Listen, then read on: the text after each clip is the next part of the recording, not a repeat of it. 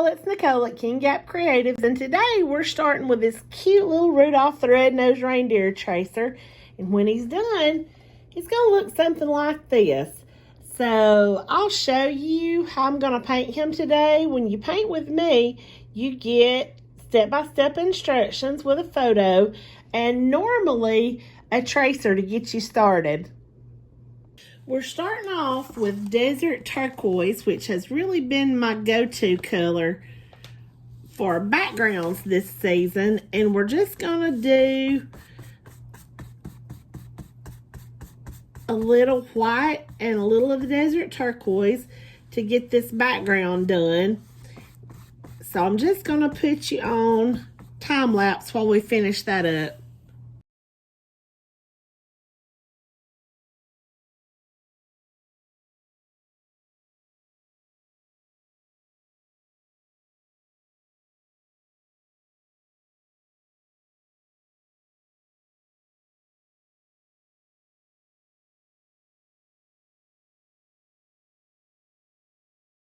So here's what we've got at this point.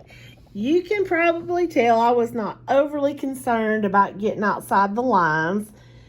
That's because the paint that we're coming in with in a minute is going to cover over all that. Next step, I'm going to start painting this scarf with this true blue and blending in some green and white along the way.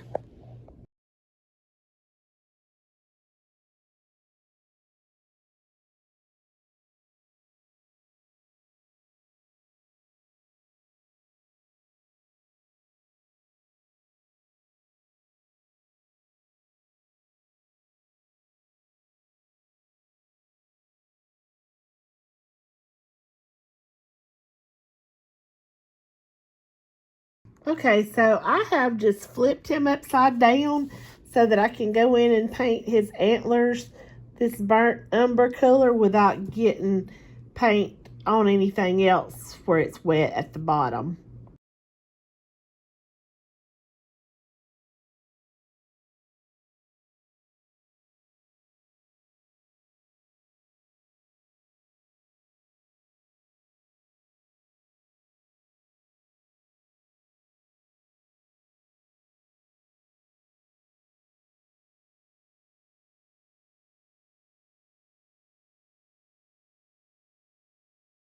Now we're going to do his face and his chest down here in this color called khaki tan.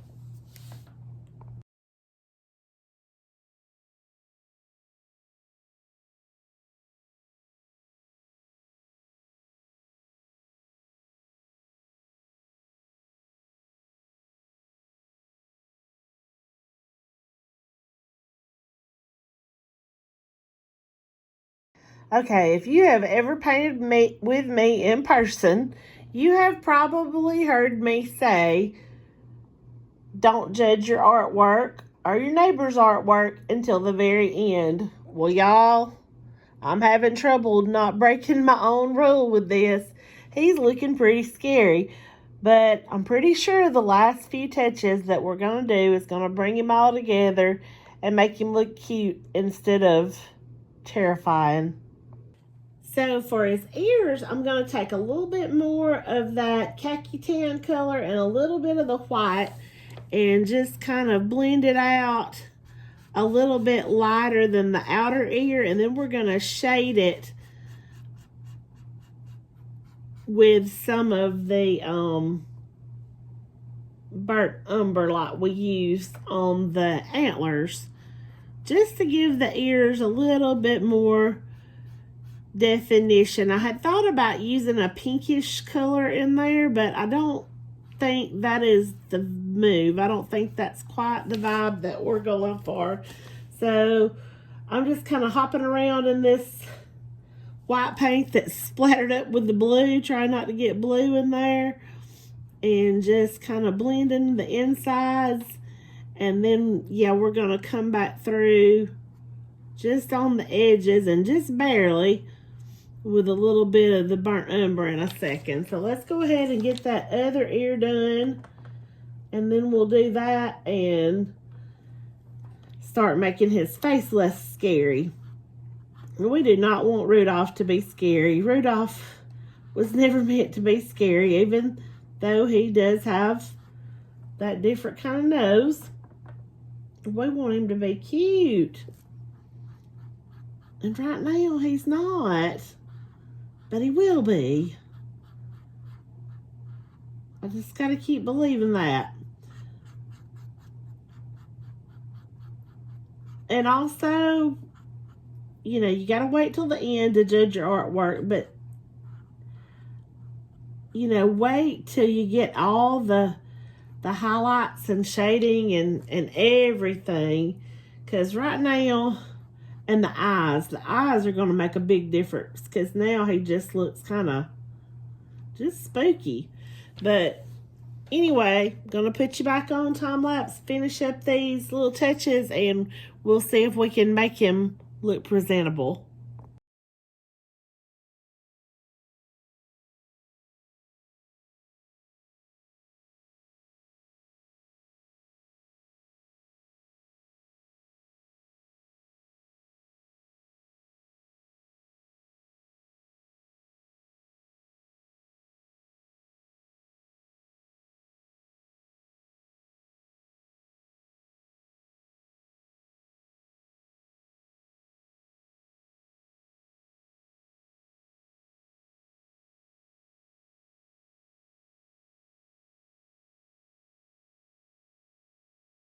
So there he is. In the end, he's not too scary after all.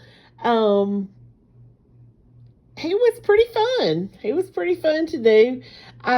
You'll notice I didn't get the edges. That's something I tell people you can come back later and do if you want to. You don't have to. Sometimes I cheat on the edges and do it with just black or maybe just a Posca pen. I did use the Posca pens to do the tracing and the strings on the ornaments, so that makes that super easy when you do that. But of course you can do a liner brush. But there he is, our little Rudolph. Thank you so much for watching. It's kind of late in the game to schedule any paint parties for this year, but this is something that you can do at home. I'm providing the tracer and the link, and if you're part of my newsletter, you'll get that in the newsletter. And if not, go to the King Gap Creatives Facebook page, and I'll be telling you how you can become a part of the newsletter, and that way you'll never miss out on anything that we have to offer. But again, thank you so much for watching, and Merry Christmas.